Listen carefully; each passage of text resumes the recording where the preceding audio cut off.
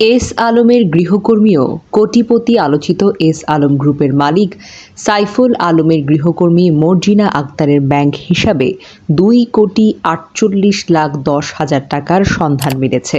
এর মধ্যে ইসলামী ব্যাংকে 4,55,000 টাকা করে মোট 22টি ফিক্সড ডিপোজিট রয়েছে, যার মোট অর্থের পরিমাণ হল 1,10,00,000 টাকা।